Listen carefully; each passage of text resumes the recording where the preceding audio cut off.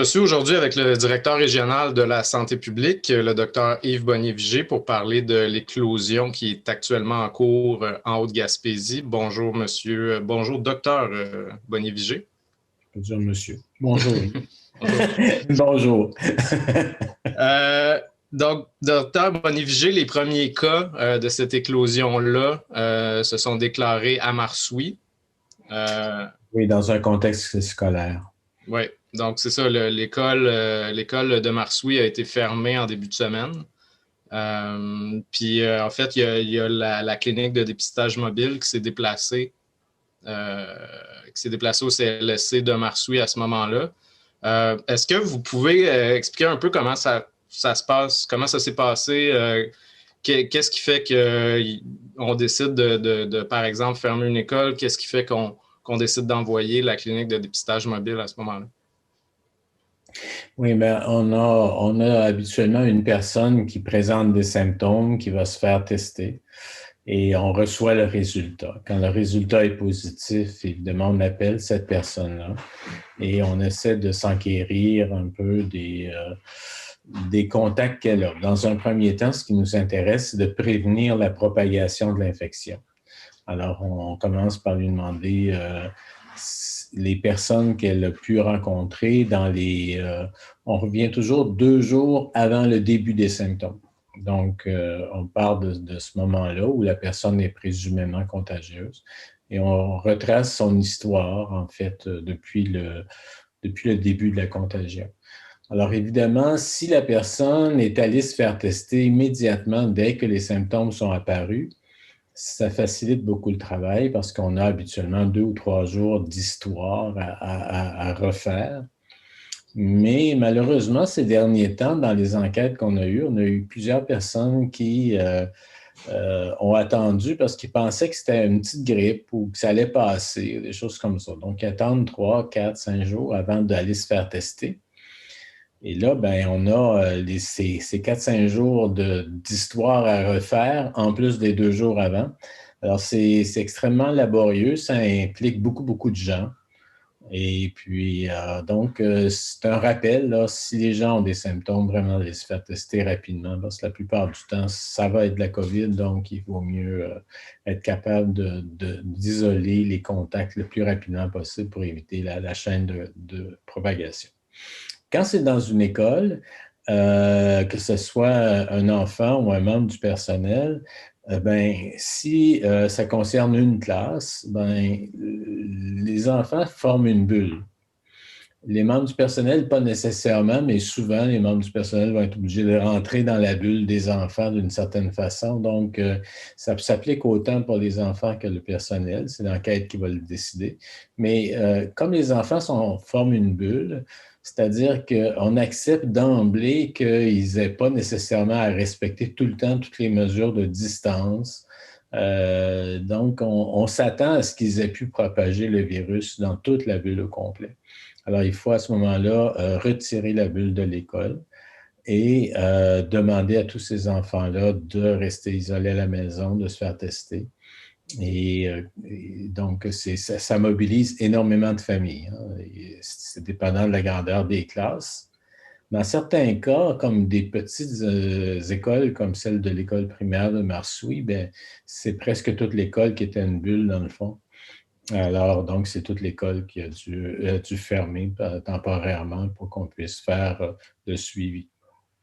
Quand on voit qu'on a beaucoup de gens comme ça là, qui devront être testés, parce qu'avec les variants, on ne peut pas prendre beaucoup de chance, on teste tous les contacts. Alors, on les teste au premier jour, on les teste à la mi-chemin, puis vers la fin de leur isolement. Alors, dans ce contexte-là, on s'attend à ce qu'il y ait beaucoup de gens qui aient besoin de tests. Donc, on essaie autant que possible de faciliter la vie des gens, puis on déplace un centre de prélèvement, là, souvent c'est dans une remorque. On déplace un centre de prélèvement le plus près de la population qui est touchée. Alors, c'est un petit peu ça qui s'est passé à Marsoui et qui se passe à Mont-Louis. Alors, donc, c'est un peu comme ça qu'on procède. L'idée est vraiment de cerner le virus, empêcher sa propagation le plus possible et de faciliter la vie des gens qui doivent être testés. d'abord, la clinique mobile est allée à Marsoui. Je pense que là, c'est terminé. La clinique, il n'y a plus de clinique mobile à Marsoui en ce moment, à moins que Il je... se peut qu'elle revienne justement pour la fin d'isolement, là, vers le 12e jour à peu près. OK. Mais là, en ce moment, il y a une clinique mobile qui est à Mont-Louis. Mont-Louis, parce qu'encore là, on a une personne qui était en milieu scolaire qui a eu la COVID. Donc, encore le même scénario se répète et on a beaucoup de gens à tester. Donc, pour faciliter la vie des gens de Mont-Louis, on a transporté la remorque là. Donc, c'est ça, c'est en milieu scolaire encore, comme vous dites, l'école Saint-Maxime est plus grande que l'école de Marsoui. Donc, à ce moment-là, on n'a pas fermé l'école au complet, on a fermé 2 bulles classes. Mhm. Mais est-ce que, par exemple, toutes les personnes qui étaient en lien avec euh, ces bulles classes-là, en fait, ont été contactées pour Oui.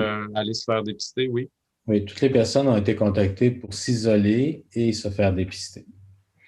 Et puis, ben, ça induit, quand on est dans des petites communautés puis qu'il y a autant de monde qui sont touchés, ben, ça induit un peu de réflexion dans l'ensemble de la communauté. Il y en a bien qui là, prennent au sérieux là, vraiment tous les symptômes qu'ils ont. Alors, ça fait plus de monde à tester aussi, mais on accueille tout le monde.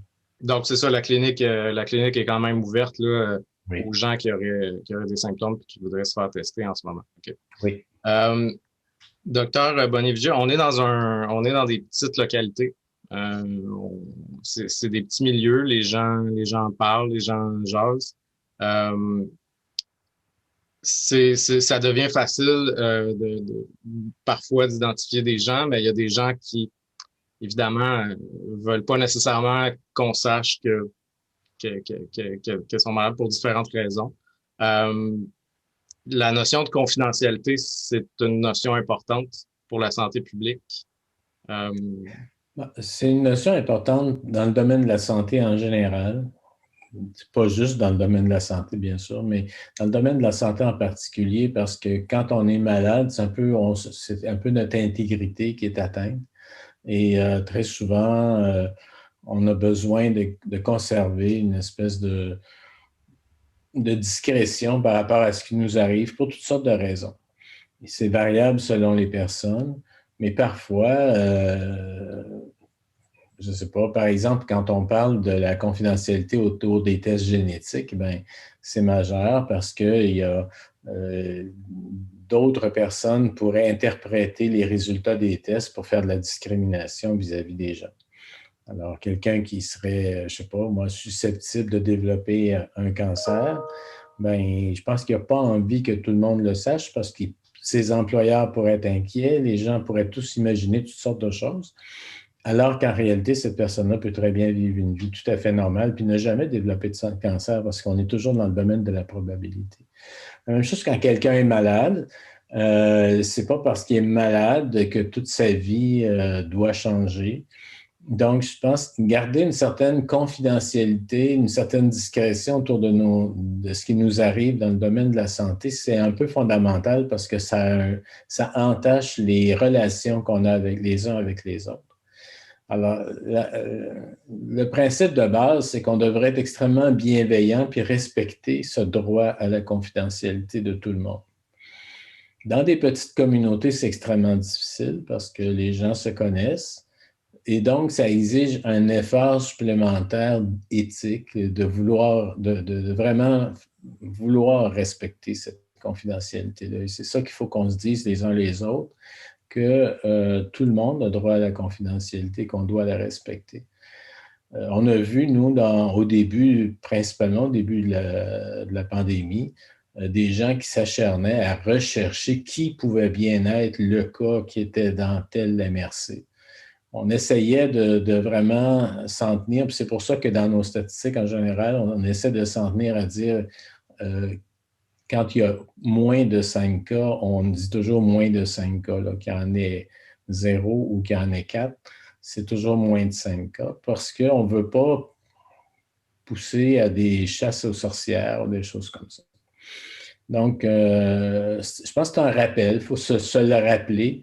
On peut faire du tort à des gens que ce soit un tort objectif ou subjectif, c'est-à-dire qu'il y a des gens qui, objectivement, peut-être que c'est pas vrai, que ça cause un gros problème, mais si elles le ressentent comme étant un gros problème, ça peut être aussi grave que si c'est un vrai gros problème. Donc, cette bienveillance qu'on doit avoir et ce respect de la confidentialité, je pense qu'il est important et est plus important encore dans des petites communautés. Donc maintenant, la clinique mobile est à Mont-Louis aujourd'hui. Je crois est-ce que c'est jusqu'à 16 heures ou jusqu'à... Habituellement, c'est ça, mais ça dépend évidemment de l'achalandage. J'imagine qu'on pourra augmenter si jamais c'est nécessaire. OK. Est-ce que la clinique pourrait rester pendant plus longtemps si jamais ça s'avère nécessaire? C'est évalué en fonction de la nécessité là, que la clinique reste là. OK.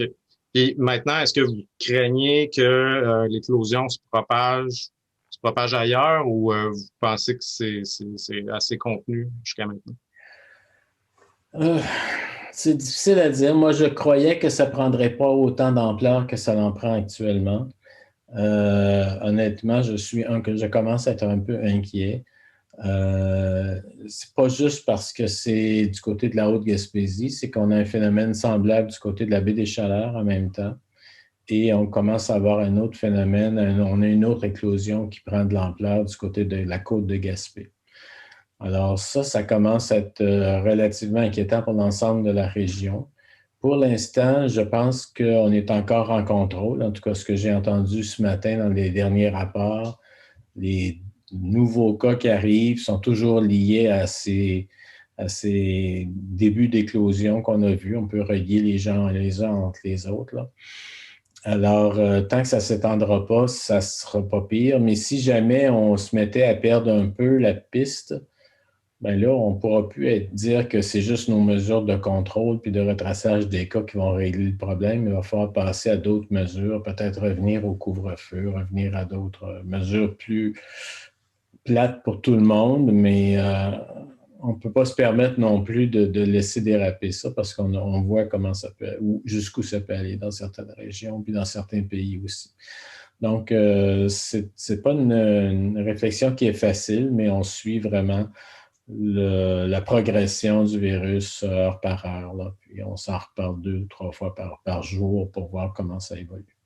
Les cas se répercutent un peu pour l'instant dans les résultats qui sont annoncés quotidiennement. Mais je pense qu'il y a quand même un petit délai, là. Il devrait y avoir d'autres résultats qui vont sortir dans les prochains jours. Bien, les résultats de tout ce qu'on a ramassé jusqu'à 16 heures hier vont sortir aujourd'hui à midi. Alors déjà, il y a un décalage. Alors nous, on sait déjà ce qui s'en vient pour demain, d'une certaine façon. Il y a aussi un autre décalage dû au fait qu'on sait qu'on a dû isoler beaucoup de gens. Donc, beaucoup de ces personnes-là vont développer la maladie dans les jours qui viennent. Ça c'est moins inquiétant parce qu'on sait qu'ils sont isolés. Ce qui nous inquiète, c'est les quelques-uns qu'on a peut-être manqués. Et là, encore une fois, j'ai un appel à la collaboration de tout le monde parce que il faut être extrêmement transparent puis honnête, puis pas se gêner de dire que oui, j'ai rencontré telle personne, oui, je me suis un peu rapproché. On ne vous chicanera pas.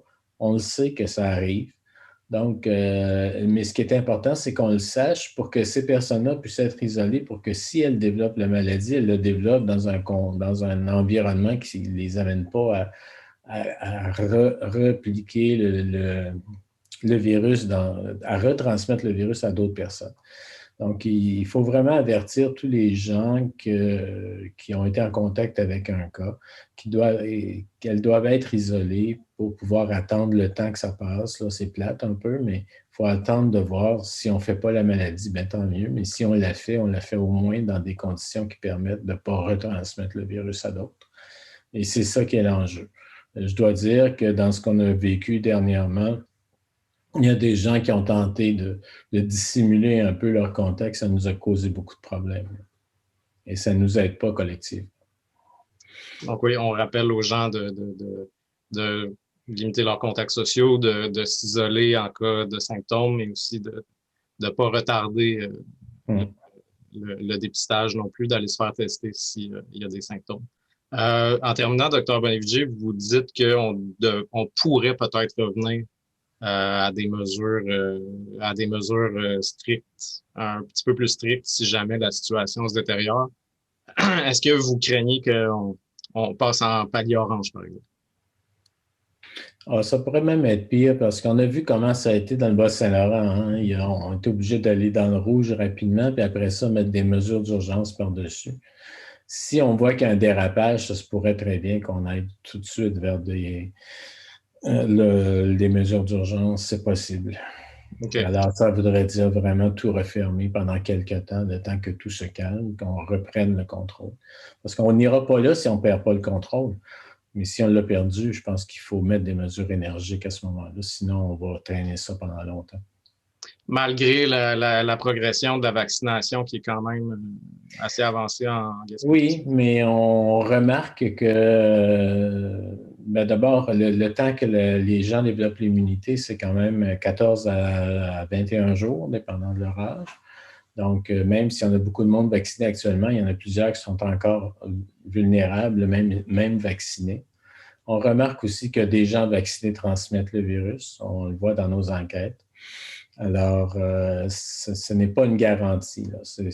Le vaccin ne sera pas une panacée tant que tout le monde, pratiquement, ne sera pas vacciné. Ben, je vous remercie beaucoup, Dr. Bonnevigier. Ben, merci à toi. Et bonne fin de semaine à tout le monde. Joyeuse fête des mères au moment. Et on se rappelle que le meilleur cadeau qu'on peut donner à nos mamans, c'est la santé. Donc, si on va les voir, une personne à la fois d'une certaine façon, là, une petite cellule familiale à la fois et non pas tout le monde. On ne fait pas de gros rassemblements.